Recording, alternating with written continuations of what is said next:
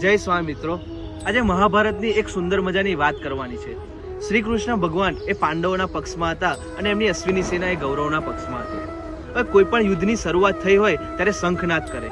ત્યારે કૌરવોએ પોતાનો શંખનાદ એ અશ્વિની સેનાએ અલગ અલગ વિવિધ માધ્યમો દ્વારા કર્યો, જેમ કે શંખ, મૃદંગ, નગારું, બધા અલગ અલગ શરણાયો. એના દ્વારા એમને પોતાની યુદ્ધની શરૂઆત કરી. અને સામે જોઈએ તો પાંડવોએ શ્રી કૃષ્ણ ભગવાને પ્રથમ શંખથી શરૂઆત કરી. એની પાછળ પાંડવોએ પણ શંખથી શરૂઆત કરી અને એમની પાછળ જે પણ સેનાધારીઓ ધનુર્ધારી હતા એમને બધાએ શંખથી શરૂઆત કરી. તો આ છે એકતાનું બળ. અને જ્યારે જ્યારે નાદ સાંભળે છે કૌરવો, ત્યારે એમના હૈયા ફાટી જાય છે કે આપણે યુદ્ધ હારી જઈશું. તો આ એક એકતાના કારણે, એક શંખના સમૂહના કારણે સામે કૌરવો હારી ગયા.